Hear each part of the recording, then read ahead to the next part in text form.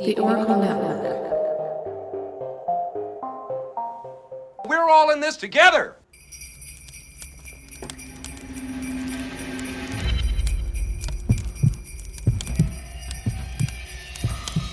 We're gonna have the happiest Christmas since Bing Crosby tap danced with Danny fucking Kaye.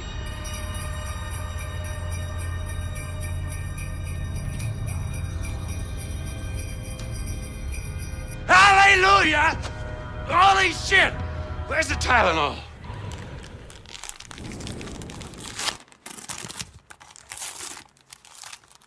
Happy holidays and welcome to Brew Crime, the podcast where we drink brews, talk crime, conspiracies, or whatever catches our attention. This is Mike and my co-host. It's JT. And we have one more special co-host. And it's me. It's not him. Mario, but it's Clan close enough enough. It's Rudy. Those of you who have been listening for a while, maybe you tuned into True Crime Lab, which is an old defunct podcast that Rudy and I used to have. Made it 10 episodes, which is usually that cutoff. Either you make it or you don't. Yeah, that's for sure. Sitting here shaking my head like nobody can see me. Like, yep, yeah, he's telling the truth. It's good podcast work. I like it. Yeah, it is for sure. But anyways, Rudy, how you doing, buddy?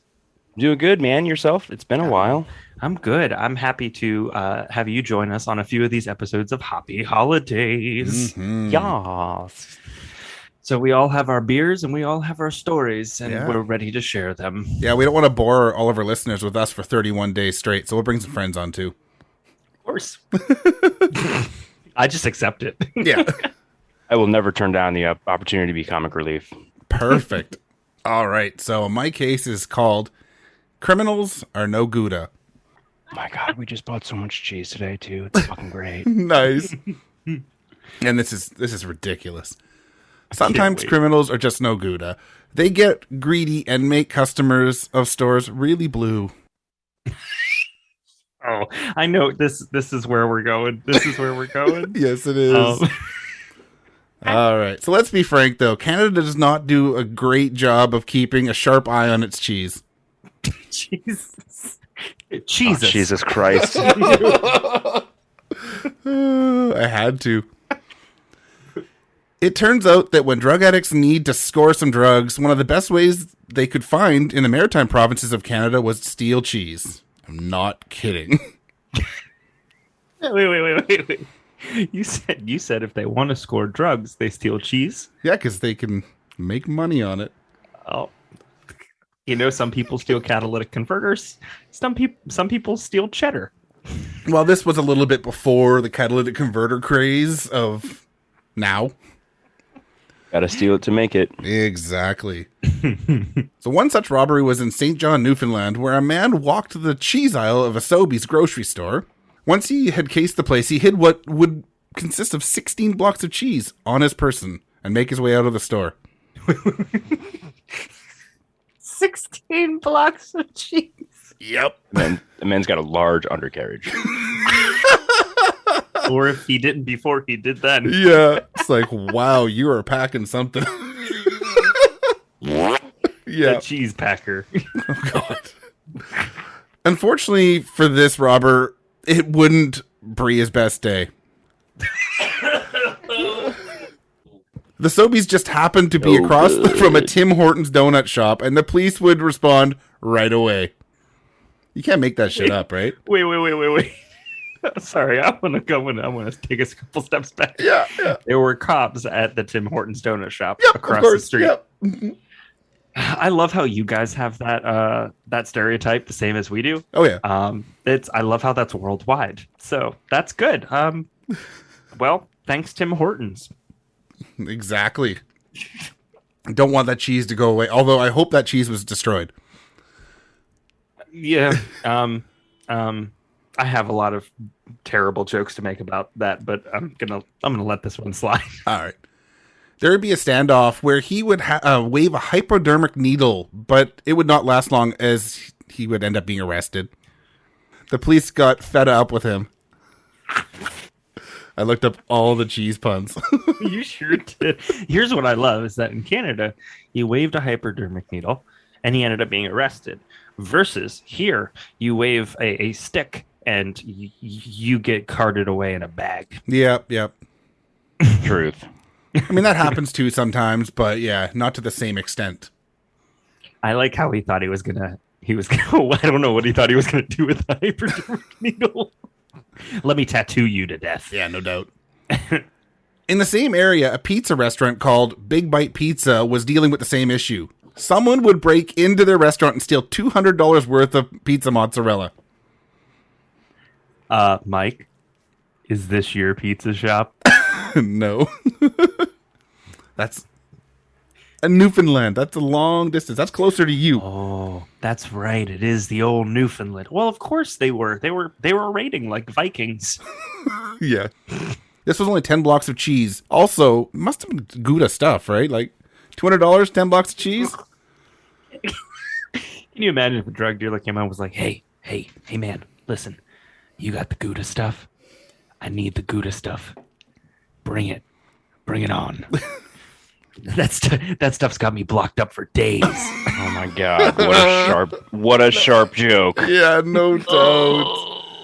Oh. I would love, they call it sharp cheese. I really want to taste some dull cheese.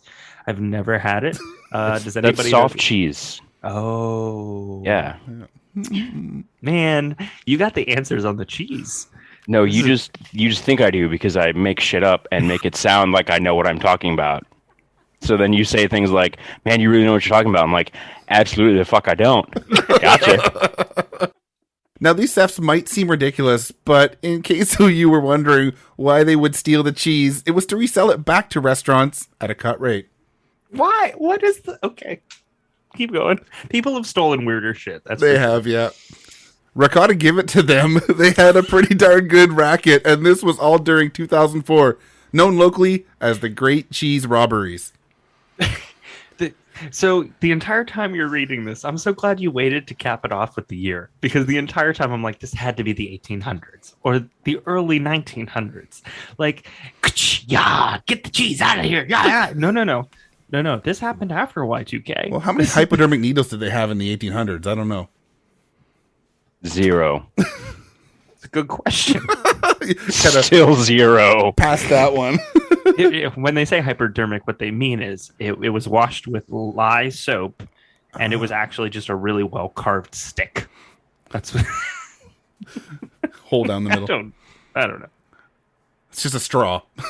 Yeah, it's just a straw. But like cut on like an angle, so it's not like the straw is not. Oh, of course, yeah. Flat. It's at an angle. What saved them is that the straw was from a fast food restaurant that typically is known for their straws where you just stick it in the cup, but it bends in half and breaks. Oh yeah, of course. So the police were just like, "What are you gonna do, bro?" The level of theft of cheese would lead to undercover police being set up in the cheese aisles of grocery stores in St. John, Newfoundland. Oh my god, what a great job would that be? Does crime get any more cute? Like, just hanging out in the grocery store.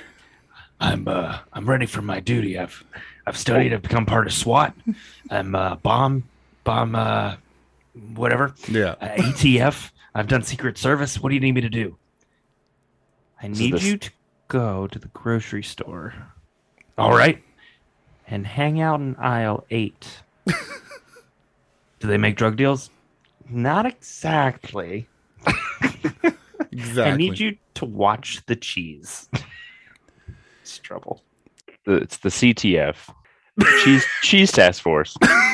Cheese Task Force. In 2010, Paulus Simon Simagak, 52, would join the theft wheel when he would steal a block of cheese from Sobeys in St. John's. And I have to assume it's the same store as mentioned in 2004.